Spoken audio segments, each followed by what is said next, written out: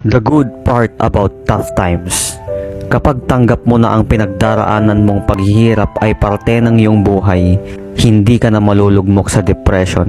Hindi ibig sabihin na hindi ka blessed, kaya ka nahihirapan ngayon.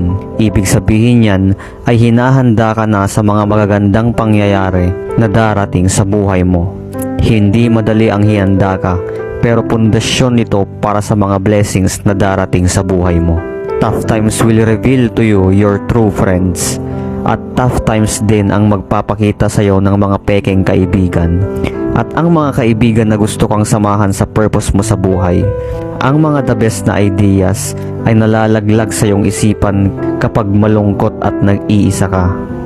Minsan, iaalaw talaga ni God na mahihirapan ka para gisingin ka at makuha ang atensyon mo. Kasi kailangan mong ma-realize na nasa punto ka na ng buhay mo na wala nang ibang makakatulong sa'yo kundi ang Diyos lang.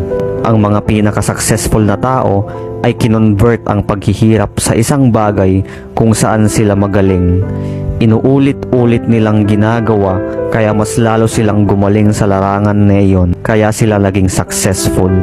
Kailangan mong pumasok sa stage kung saan sobrang mahihirapan ka para may matutunan ka at mabuksan ang mata, puso at isip mo sa mga magagandang oportunidad. Kasi tough times ang magpupush sa'yo na gawin mo ang mga ayaw mong gawin pero makakatulong sa'yo maabot ang mga pangarap mo. Tough times ang rason para makilala mo ang totoong ikaw. Karamihan ng magpartner sa buhay ay nakakaranas ng sagad na paghihirap at kapag nalagpasan nila yon, mas magiging tumitibay ang relasyon nila.